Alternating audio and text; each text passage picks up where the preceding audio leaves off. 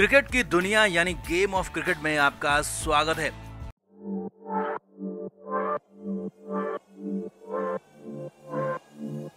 भारत और ऑस्ट्रेलिया के बीच सिडनी के मैदान में तीसरा और आखिरी T20 मैच खेला गया। पहले दोनों ही मैचों की तरह ये मैच भी बेहद रोमांचक रहा और खासा एंटरटेनिंग भी रहा।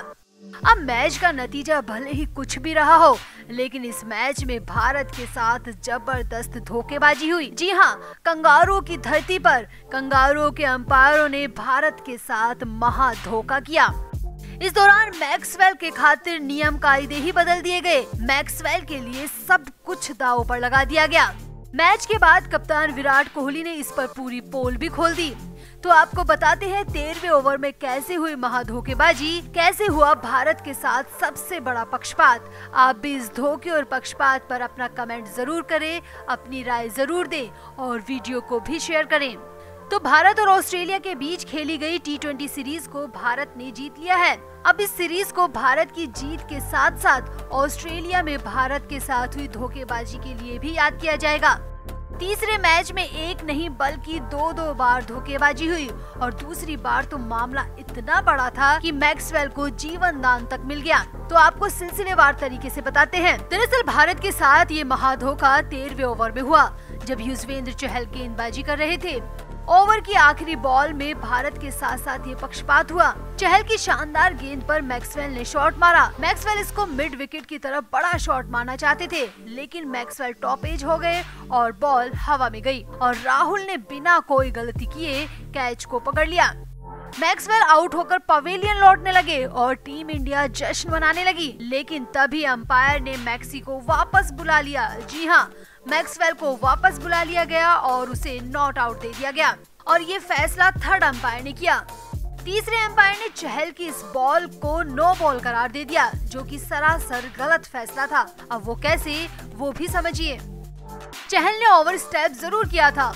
चहल का पैर लाइन से आगे गया था, लेकिन चहल के हाथ से बॉल छोड़ने के बाद। जी हाँ, नियम के मुताबिक जिस वक्त हाथ से बॉल छोड़ी जाती है उस वक्त पैर क्रीज से आगे नहीं होना चाहिए और यहाँ पर भी चहल का पैर बॉल छोड़ते वक्त लाइन के पीछे ही था।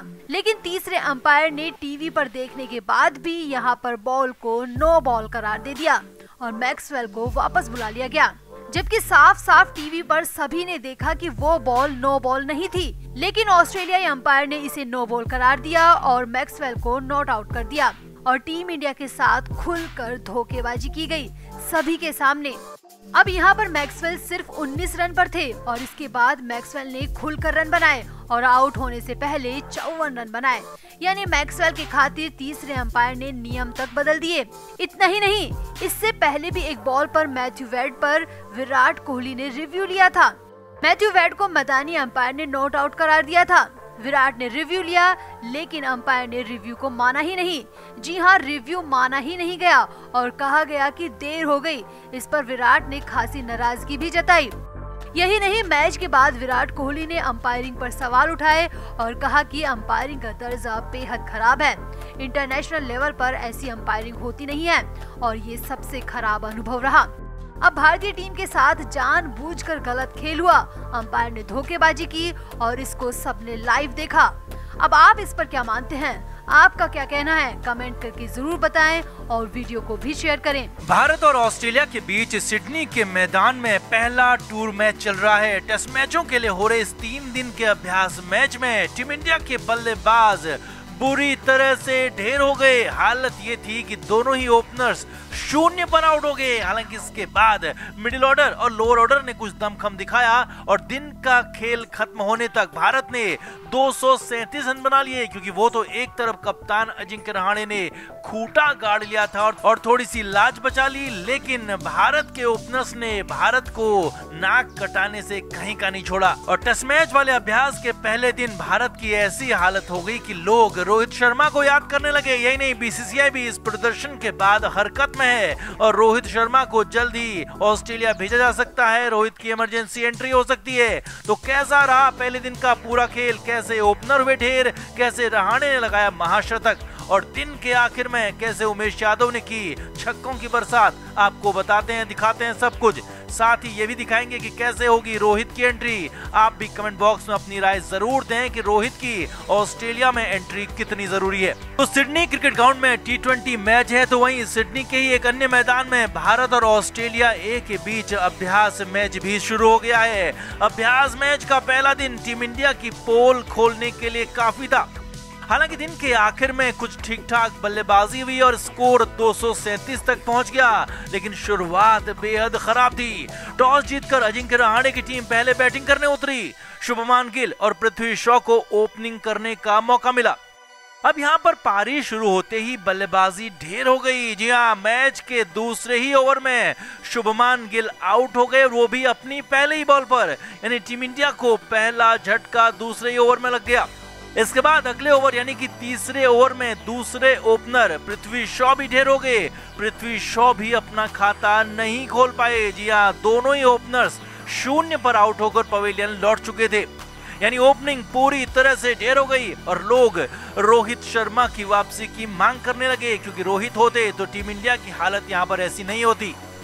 अब इसके बाद पुजारा और विहारी ने कुछ टिककर खेलने की कोशिश की और कुछ रन भी बनाए, लेकिन इसके बाद फिर हनुमा विहारी भी 40 के स्कोर पर पवेलियन लौट गए। विहारी ने सिर्फ 15 ही रन बनाए और इसके बाद मैदान में उतरे कप्तान अजिंक्य रहाणे और पुजारा ने जबरदस्त इंटेंट दिखाया, लेकिन यहाँ पर एक बार फिर पुजारा के रूप में झटका लग गया। पुजारा 54 रन की पारी खेलकर आउट हो गए। यानी टीम इंडिया को लगातार विकेट पर विकेट झटके लग रहे थे और भारतीय टीम यहां एक बार फिर मुश्किल में आ गई थी, क्योंकि 116 रन पर 4 विकेट आउट हो चुके थे, लेकिन अभी तो हालत और खराब होनी थी। इसके बाद खेलने आए विकेटकीपर रिद्धिमान साहा भी शून्य पर आउट हो गए और फिर आर अश्विन भी 5 रन बनाकर चलते बने। टीम इंडिया के 128 रन पर 6 विकेट गिर गए और ऐसा लग रहा था कि भारतीय टीम 150 रन से पहले ही ढेर हो जाएगी। मगर यहीं पर एक छोर से अजिंक्य रहाणे ने खूंटा गाड़ा हुआ था। रहाणे लगातार शॉट्स खेल रहे थे, चौके मार रहे थे, छक्के मार रहे थे और रन लगातार बना रहे थे। और इसी दौरान कुलदीप यादव ने रहाणे का अच्छा साथ दिया। कुलदीप ने हालांकि 15 ही रन बनाए, लेकिन इस दौरान 78 बॉल खेली और रहाणे के साथ मिलकर 69 रन की पार्टनरशिप की और टीम इंडिया को 200 के करीब पहुंचाया। इसके बाद कुलदीप के आउट होने पर उमेश यादव आए और उमेश ने अपने चिर परिचित अंदाज में ताबड़तोड़ चौके और छक्के लगाए।